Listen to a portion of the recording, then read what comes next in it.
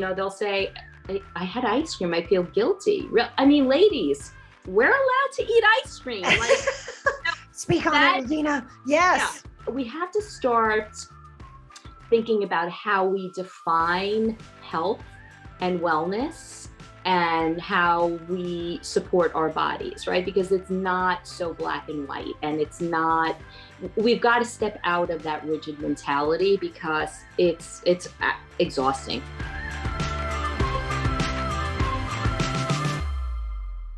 Hey guys, welcome to episode 110 of the Game On Girlfriend podcast. I'm sticking with my health theme. I got to be honest with you guys, but this conversation I really enjoyed. One, because I'll be totally honest with you guys. If you ever wanted to know what gets me like crazy, just listen in. This is like Sarah was getting coached all during this session. I tell the truth about my personal struggles with food, how I love food, but I fight with it all the time. And boy, did I have the right guest to help me with a lot of that. I really hope you guys get a lot out of listening to this interview with Miss Adina Kelman. She's so cool. The name of her business is A Balanced Life with Adina, which is like the perfect name for her. She's a real person. You guys know I work so hard to bring guest experts onto the show who are really like real. These are people who've gone through stuff. They've had weird journeys. They're not perfect. They're not multi-billionaires, right? They're real people who are making their way through the world by gathering together their talents, experience, and expertise and creating a business out of that then helps other people. And that is exactly what Adina has done. And I found it to be a really cool conversation and really a peaceful conversation for me. It really helped me understand a lot of what has gone on for me when it comes to food and my relationship to food and my personal struggles. You'll hear me talk a little bit about my family when I was younger and what I saw and what I experienced. She actually told me it was traumatic. I was like, oh my gosh, I never thought of it that way. So that was super cool. But the other thing that we got to talk about that I think is really important is what's happening overall for women right now.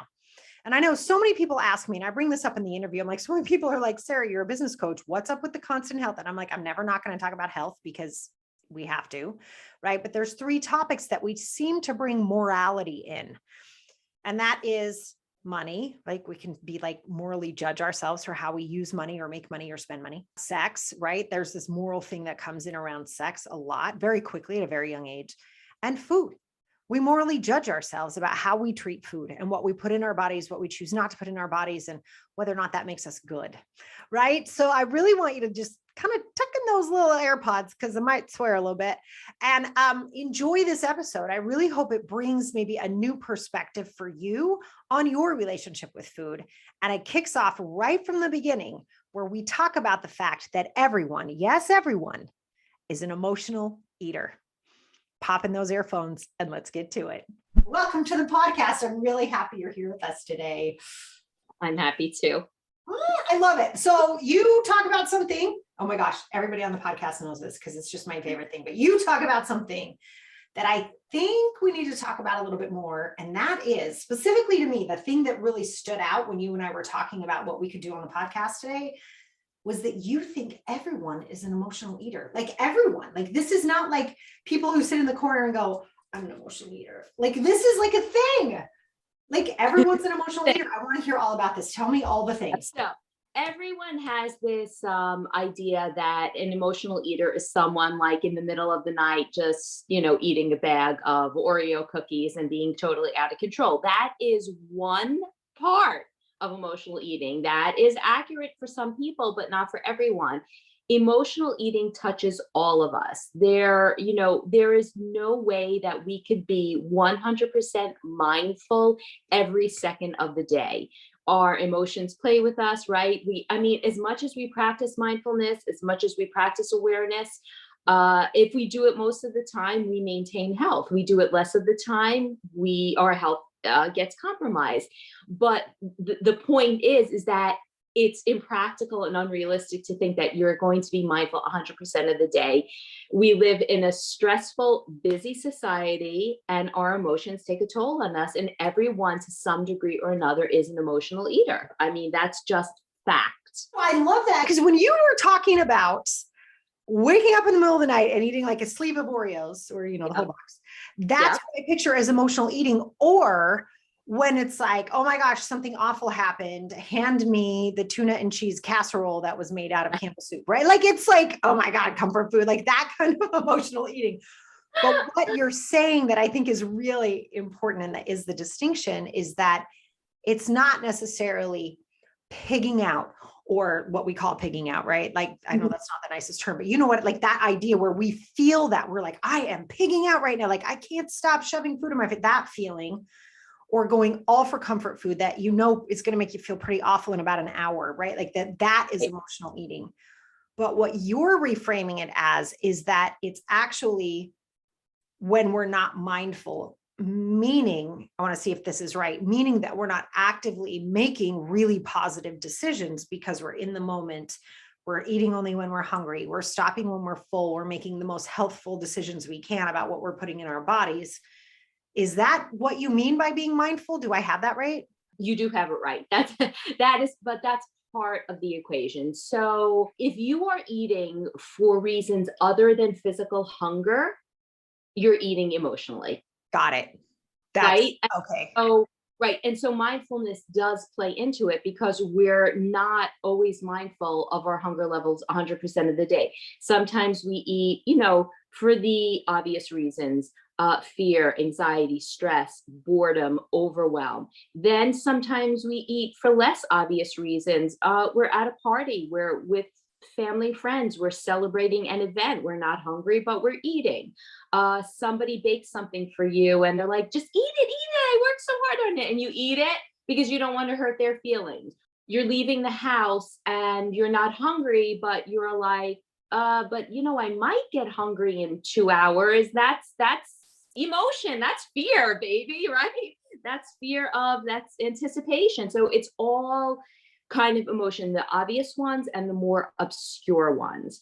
So that is why we're all emotional eaters, again, to some degree or another. Some of it really impacts our life, and if it happens infrequently, it doesn't impact us as much. But because we are constantly busy, because we don't have as much clarity on the subject as we should, and because, again, that mindfulness component, we can't be mindful like every second of the day.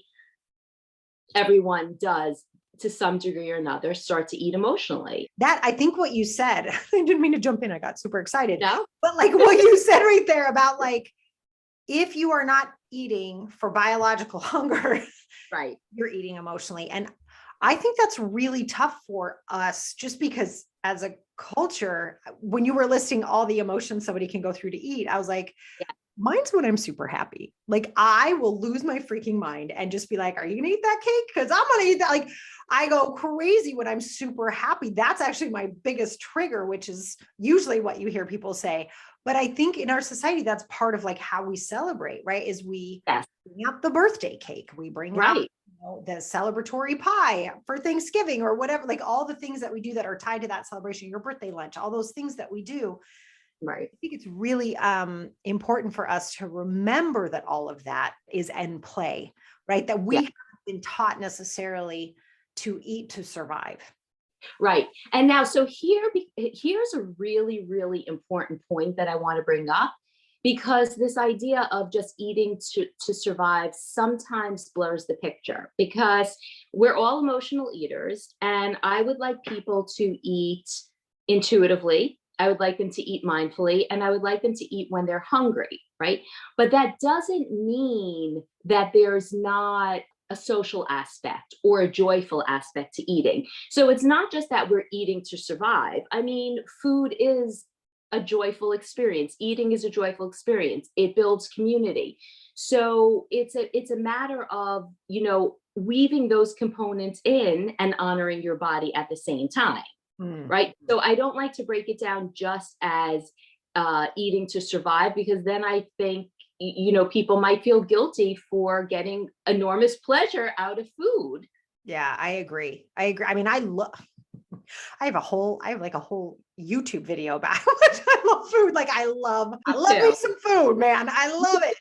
But one of the reasons I really wanted to talk to you is, one, I love your whole approach, and I want to talk about the mindfulness some more, and how Okay. you got introduced to yoga and this entire world of mindfulness. I love that story. But the other thing for me is I grew up with a family that was severely obese, like really watching them and watching their habits. And I still to this day don't like ice cream because it's what I would watch them eat.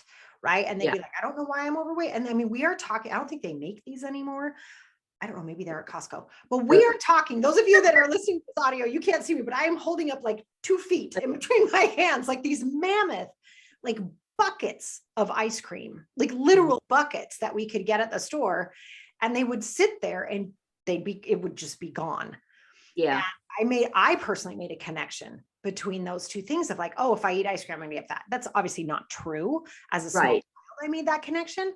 But so as much as I loved the food, I've been scared of it at times. And I've been scared about how much I enjoy it and how much I like it. Is that something that you've seen before? Is that something you see in the people that you get to work with? Absolutely. Absolutely. Because the way we grow up, our stories impact our food relationship.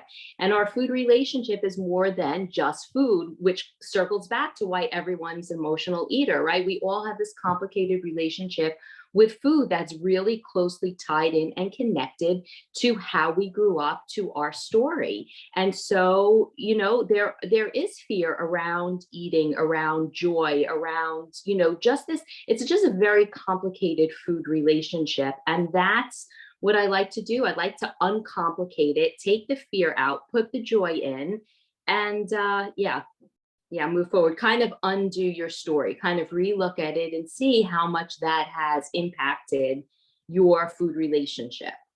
Okay, I'm just going to go straight at it with you, Dina. How the heck do you do that? Like I look at this sometimes, I'm like, this has been my whole life. Like, oh my gosh, is this even possible? And listen, I do mindset work all day with people. It's mostly around money, but I have found that food, money, and sex, right, seem to be the things that we have these really messed up relationships with. We've all made up stories. We've all decided certain things about ourselves. How do you really support someone? Can you sort of just walk us through how you support someone making that transformational relationship with food? Yeah, I mean, so here's the part that doesn't sell fast or pretty, because everyone is looking for a quick fix. Everyone is looking for, something neat, tied up in a package with a bow, and they want a plan to follow. It doesn't work like that. It just doesn't work like that. And anybody who tells you it works like that is lying. That is just a lie. That is diet culture at its finest. So how you work with somebody is that you work with them on an individual basis. They have to do the inside work. And it's really helpful to not go it alone, to get a coach, to work with someone who has a different perspective, someone who's objective, and someone who can start to take apart your story and help you distinguish between fact and fiction, so that you start to make different connections and you start to become a little more aware of how your thoughts and your beliefs and your values start to connect to your actions. I mean, think about how much of our day is taken up by eating. So our story really impacts our food choices. And again, it's about, I love working with food journals. They let me see patterns. Okay. And they let clients see patterns, and they let them see things that they weren't even aware of before. And then it's just a matter of investigation, of trial and error, of, why and how can we do this differently? But until you're aware of it, you really can't change it. Inside work, it takes courage, it takes vulnerability, it takes honesty, it takes introspection, but it is definitely doable, right? This is like, even your story, that is a story of held trauma. Like that's traumatic, right? So it is about kind of confronting past trauma and undoing it, and that's healing, right? So if you want to heal your relationship with food, you have to heal yourself. It's not going to happen any other way. I feel like I'm listening to me talk to someone about their relationship to money, but it is like, we have got to start to, I think, I'm going to put words in your mouth. So you tell me if this is right. But I think what you're saying is we have to examine the unexamined. Yeah. Right. And You said food journal, and I swear, like I like started to sweat. I'm like, oh my Yeah. gosh. Oh my gosh, a food journal. Like, oh my gosh, like that sounds like so much work. Right. It's just it is like this part of life. Like we have to have it to survive. We all have all these stories about it. And I Right. think what I'm hearing you say is really part of your job is just getting people to slow down enough to Yes. really Yes. look at what's actually driving the behavior called pick up food, insert in mouth. Like Yeah. what is happening in that transaction there for you that may not be related to the food that's actually in front of you right then. 100%. That is the first layer, right? To get aware, to get, to connect to your why kind of. And then the second layer, or maybe even the third, is to learn how to be mindful and learn how to be intuitive so that you can start to read your body and build that trust with yourself again. Right. So that is probably the next step. So it does kind of go in a step-by-step system, but it starts with those connections, with examining. And then once the awareness is there, once those connections are made, then we start to tune into the body. We start to get more mindful. We start to practice that skill set, because intuitive eating and mindful eating, they overlap, but they're two separate things. That's the magic diet pill that takes work to develop. It takes conscientious effort, but that's what's going to last you, because life changes, your body changes. How are you going to roll with the changes? You need that skill set, right? The latest diet fad is not going to see you through your 40s, your 50s, your 60s. I mean, it's just not, Or even So just like life events too. yeah, in the last year or two, it's being isolated and locked up in your house. I mean, so yes, stressful situations that trigger actions. So what the heck is intuitive eating? There, I'm just going to ask it. I hear I, this phrase all the time, and I got to be so straight with you. I think I know, huh? sort of that I know what that means. I don't know what that means. Does that mean like I feel like eating a bunch of eggs, I'm going to go eat eggs? Does it feel like I really Yes. want to go to Dunkin' Donuts and have donuts? I'm going to eat donuts. Like, what the heck does that mean? You got to, can you school us on that a little bit? Yeah, I mean, intuitive eating is exactly what it says. It's following your intuition, but it's also a skill set that allows you to distinguish between physical hunger. So you're eating intuitively, honoring your physical body cues, and emotional eating, right? So if emotion is driving you to eat a bag of donuts, that's not intuitive, that's emotional, right? Oh, If you've had a bad day at work and you hate your boss and you come home and the kids have left all the dishes in the sink after the 100th time you've asked them to put it in the dishwasher, et cetera, et cetera, and then you trip over the laundry that you left on the steps because no one takes it up the stairs. I don't know what you're talking about. Yes, every day. Yes, yes. And if those things happen and you're like, oh, I think I need some donuts. That's my intuition. No, that's not your intuition. That's emotion. That's stress. That's overwhelm. That's frustration. That's emotional eating. And that's when you're going for those donuts, you step back. You're like, wait, why am I hungry? Am I intuitively hungry? Is my stomach growling? Do I feel lightheaded? Like, where are the signs that I'm hungry? Oh, wait, no, I'm not hungry. This is emotion. Does that clarify? Yes. No, that's great because I've always thought of intuitive eating like that. Well, my intuition says That's right. Dunkin' Donuts is called like or whatever, right? Like pick a thing. For me, it happens to be Doritos. I have a really big Right. problem with Doritos. Like they're not allowed in the house because I'll like strap on a feed bag. It's not a pretty sight. Anyway, but okay, so that is actually intuitive eating, meaning you're connected to your body even while you're having emotions. Yes, because Okay. when you're experiencing heavy emotions, the first thing we like to do is disconnect, right? We want the discomfort to stop. We want the pain to stop. We want to distance ourselves from dealing with what feels yucky. And that's where we start to eat emotionally, right? It's about intuitive eating sometimes means you have to delay comfort to be with your emotions so that you can eat when you're hungry and honor that Mm. versus, you know, eating to self-soothe. That's a tongue Yeah. twister. It Yeah. is a tongue twister, but Yeah. it's also very important because food Yeah. gives us, I think I've talked about this before, but there is a chemical, almost drug-like response to food in our bodies, right? And so we can chase that almost like an addiction to anything else of like, oh, I'm really sad. Ooh, oh, Mhm. but that piece of cake made me feel better. Right. Right. And so we'll go Yeah. back to that because it works, right? It Mhm. does numb out. It's actually effective. And so Right. we can pick up a habit that actually isn't serving the body or ourselves because we're not processing the emotion and we're not Right. helping our bodies. Okay. So this makes much more sense to me now. Thank you Okay. so much for saying that. And I have one You're more thing. This is totally personal. So all you listeners, if you just want to throw something at me, I really understand, but I have to ask this because it's really important to me. Sometimes when I want to eat, but I'm not hungry, and I say to myself, Sarah, you're not hungry, don't eat, I get mad. I'm like so Mm. annoyed. I'm like, but I wanted to eat. And now I'm not even hungry, but I felt like eating.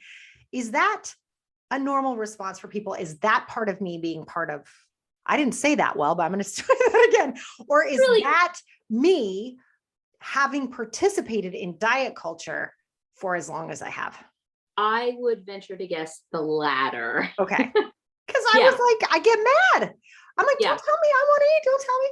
And I was wondering where that can come from of like, Well, I'm mad. yeah. I mean, look at diet culture. Diet culture tells us when to eat, when not to eat, how to artificially postpone it. It's very anti-intuitive. So maybe, someone would feel really angry if they're ready to kind of link food with emotion. And you're like, oh, wait, no, now I can't do that. That's kind of sucky. Yeah. Yes. What if, over exercising, what if that's your way to deal with stress? And then someone tells you can't do that. You're probably going to be a little pissed off, right? Don't tell me what I can't do. Right? I feel it was that John Locke from Lost. I think I just channeled him for a minute. Yeah. Don't tell me what I can't do. It's kind of that feeling though. And I think that little kid in us gets activated in these moments of like, don't tell me. You sound Right. like my mom who said no candy before dinner, right? That kind of a feeling. Right. I mean, there's so many food rules. There's so many rules attached around food. So I guess, when you feel like your freedom is being infringed upon, you're going to get angry. But the truth of the matter is really you can eat whenever you want, right? And it really depends on your health goals. It depends on what your health and wellness goals are. If you want to, maintain a normal, healthy weight that's right for you, you're going to eat when you're hungry. That's the bottom line. And that's kind of a scary concept because people like plans, people like counting. And here's really the crux of the issue. People don't trust themselves. When you have been dieting your whole life and you've been counting calories, counting carbs, when 9 million diets hit you a day, you are taught not to trust yourself. And that again comes back to developing that skill set. That's a skill set that has to be developed, can definitely be done, and it is life changing. Now, I got to be honest, self-trust is my favorite thing to teach. And I think that's what the diet culture, I mean, I'd love to hear more about what you think about this, but I feel like what the diet culture has done specifically to women, and this is when I get all up on my soapbox, but specifically to women, they have said, you don't know how to take care of yourself. I do. You're not smart enough to know how to do this. Look at how many times you've failed. So I'm going to have to tell you what you can and cannot do, even though I have no idea who you are. I think that's right. Yes, that sounds very right, very accurate. And I kind of like that. And you layer on top of that, not only diet culture, says you're not empowered or strong enough, right? They also say, and by the way, you should look like this. And those decisions are morally right. And if you slack off, you're lazy or you have no willpower or There's something wrong with you. Morality comes into it. I mean, Yes. So this is not about, part of it is this myth, this beauty myth, but there's so much, it's really an oppressive kind of dogma. That's what I'm going to say. Oh, yeah. I love that. An oppressive dogma. It's funny. I was just having a video call with one of my girlfriends the other day, and she said, "Oh, I've been such a good girl." And I said, "What does that mean?" And she went to tell me what she'd eaten. And I was like, holy crap. It was like, and I've said that too. I've said that, "Oh, I've been so good." But I've said those words to myself, but I heard it differently. Maybe it was in anticipation of talking to you today. I don't know, but Yeah. I was like, whoa. Whoa. It wasn't, "I've eaten really well and I feel great." That's not what she said. What she said was, "I've been a really good girl." This is a grown woman who's extraordinarily successful in her 40s. Yep. Says to me, "I've Yes. been a really good girl." And I was like, "Oh my God, what have we done?" Because I know I've said it too. It wasn't a judgment on her. It was like this moment of like, "Oh my God, we talk like Yeah. this. Yep. Oh my God, like, whoa, God. how did this Yep. happen?" And I hope I'm seeing a little bit of an awakening here. And it's why, the kind of work that you're doing, it's why I love having people are like, "Sarah, you're a business coach. Why are you talking so much about health?" I was like, "Because I have to, first of all, because you Right. can't run a business if you're not healthy." The second Exactly. is, for me, it's part of the female empowerment movement, is to remove Mhm. this lie, this BS. Like, it's enough that we're not allowed to show our emotions ever, right? We have Right. to do absolutely everything. That's the high functioning codependence. And then we reward each other for it. "Oh, you're so selfless. You're so," like, what the hell? And then we shame each other and bring morality in, not just to food, which I love that you said that, but we do it around money and sex, like I said as well, where we get morally judged and we morally judge other women. And that same judgment is not on men. And I It's think it's all true. part of the same conversation. I don't know. Does that seem right to you, Adina? I mean, listen, eating disorders, it hits men too, and it's a growing concern among the male population. Mhm. So I think that men are victims of that diet culture mentality as well, and maybe it showcases in a different way. Mm. I agree with you that it hits women differently because we do live in a patriarchal. Is that, did I say that? Did I pronounce that right? You Patriarchal. did. A Patriarchal patriarchal. society. Yes, we do. Yeah. That's why I think that women are affected slightly differently than men. And, there's so much morality intertwined on these subjects that when you feel that you've strayed from what is, morally just according to diet culture or society or money culture or sex culture, you feel tremendous guilt and you feel tremendous shame. I mean, your friend ate in a way that supported her health and she felt great. But what happens the next day when she wants ice cream? Mhm. You don't have to binge on ice cream for someone to feel guilty for eating ice cream. And then Right. they'll write me or they'll say, I had ice cream. I feel guilty. I mean, ladies, we're allowed to eat ice cream. Like Speak on it, that. Adina. Yeah. Yes. So we have to start thinking about how we define health and wellness and how we support our bodies, right? Because it's not so black and white, and it's not, we've got to step out of that rigid mentality because it's exhausting. I'm exhausted. And adding on to that and piling on to that every single time you need to eat. Like, oh my gosh. It's Right. a struggle. It is. And I think conversations like this, honestly, Adina, I think they're really important. I And I'm agree. really grateful you're doing this work. It really matters. Is there anything else? I do want to jump onto your story. You're awesome. You always say. Okay, go I ahead. want to jump onto that. But before we do, is there anything else, given the work that you do, given what you see in women and men? And by the way, thank you so much for bringing that up, because you're Mhm. absolutely right. And I know the sex and the money thing hits men too in a very different way. So I Yeah. appreciate you highlighting that. Is there anything else that you've seen or that we should share with the people listening and watching about this culture, or about any trends you're seeing in your clients or inside the industry?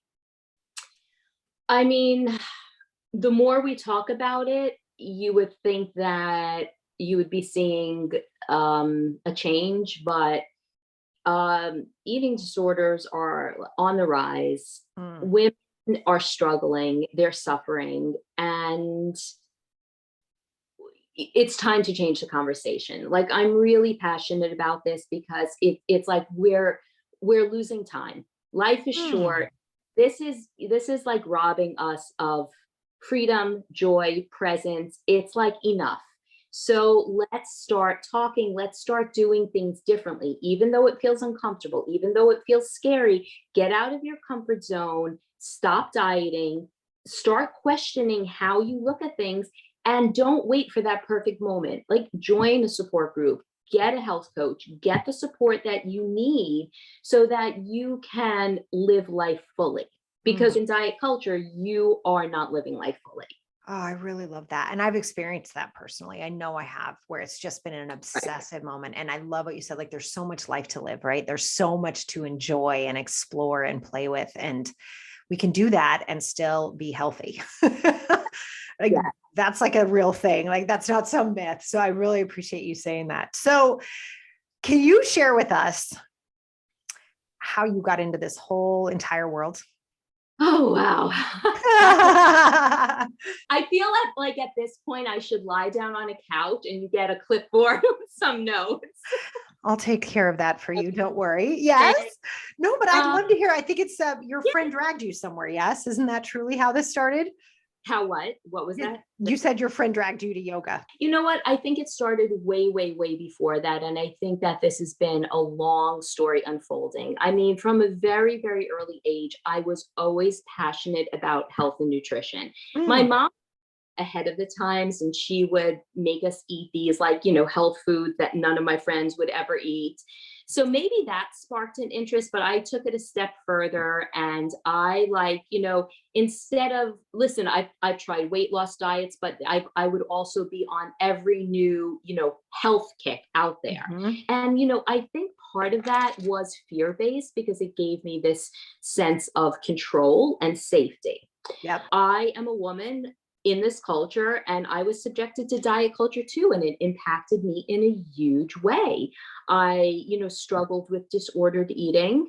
I healed myself from that phase one by myself. It took many, many, many, many years. I felt like I had a really healthy relationship with food, which I did. And then, I had daughters. And then you catch yourself saying things, and then you see your daughter struggling, and you're like, oh, wait, I still am being influenced by diet culture. I need to re-examine this. I'm not quite there yet. And I think that that's when, I started yoga probably with a diet culture mentality because I was a diehard runner. I still love to run. My friend dragged me to my first yoga class, and I remember thinking, this better hurt. I better be sore after wow, this better hurt. Yeah, I was thrilled. So that kept me going back. But at the same time, I was on this healing journey. And then yoga started to morph into something else. I'm like, okay, well, let me explore a couple of different avenues. And I started looking at the philosophy. I started looking at different, all the other components that make up a yoga practice, introspection, breath work, all those things. I studied to become a yoga teacher. And that was like the pivotal point, I think, where everything all came together. And I was like, okay, I feel really kind of good about this, and it's still a work in progress, but I come from it from a personal place, and I come from it, from a professional place as a certified health coach and a yoga teacher, because a lot of my yoga gets infused into my work with clients, whether it's mindfulness strategies or stress reduction techniques, or just the philosophy of being mindful and present. And, obviously there's more depth to it than that, but if we're, just for a conversation's sake, I think that was like the pivotal point, the turning point. Was I rambling, or did that make sense? That was perfect. Because it is a journey, right? I think especially when you build a business based on my three favorites, right? Your talents, your experience, and your expertise. When you build a business off that, there's a story there. It's not a straight line, right? It's a zigzag over there. And then I went over there, and then I had the daughters, and then I went, this idea that it's like a straight line is total baloney, which is why I love to talk about it, because I want other people to see, Adina, someone else might be struggling with a different kind of influence of our culture, right? And like our society. And they are now hearing you talk about what it took for you to understand that you wanted to play a role in this conversation. hopefully that Right. inspires other people to step up and go, I've been working on this and now I want to be part of this conversation in a larger way and help other people through it too. So I appreciate that. And it is like real to have a story go in and out like that. That's what it looks like. Yeah. And that's what, healing is messy and it's hard to sell. Yes. And that's Right. the issue, right? Is everybody like you said earlier about the diet Yeah. culture, everybody wants a pill, right? Yes. And I get the same thing. People are like, just give me the business plan. I'm like, what? Like it doesn't Yeah. work that way, right? It'd be nice, but that's not Right. the actual work. The work is actually going inside and understanding what's motivating you to take the actions you're taking. Yeah. Agreed. Yeah. 100. So cool. So Adina, I know you have a gift for everybody listening today. Can you share that with us? $100 off when you sign up to work with me one-on-one. All right, you guys, you heard that here first. So for those of you listening, let me tell you something, and I mean this from the bottom of my heart. And I know this is self-serving because I'm a coach too. But you guys, you need to find coaches in your life who are experts in the area of life you're looking to develop yourself. That's what they're there for. And what I will say is if you could have gotten there by yourself, you'd be there already. So when you have a great coach who comes forward and says, hey, if you want to come work with me, here's a discount, you might want to lean in and listen to that. And actually, if you just felt that pull, I feel like someone just felt that pull. If you feel that pull, call her, right? Like seriously, call her. Adina, we're going to put a link to a 30-minute strategy session with you. Okay. Correct? Yeah. Underneath this video. And for those of you listening in the show notes, awesome. Awesome. Yeah. Okay. You guys take advantage of this. Like it's real. Okay. All right. Adina, listen, thank you so much for spending time with me today. I felt like it was a personal session for me a little bit. I'm so grateful for all of you listening. See, coaches need coaches all the time, but absolutely. I'm so grateful. Thank you so much for being with us today. It was a pleasure. And the next session is just coffee because I just want to, I just want to talk to you more. Deal. Maybe we'll have to have you back on the show. Oh, Adina, thank you so much. You guys, we will put all of her social handles in the show notes and underneath this video so that you can get to know her better and follow her and see what's going on. Adina, thanks again. Bye guys. I'll see you next week.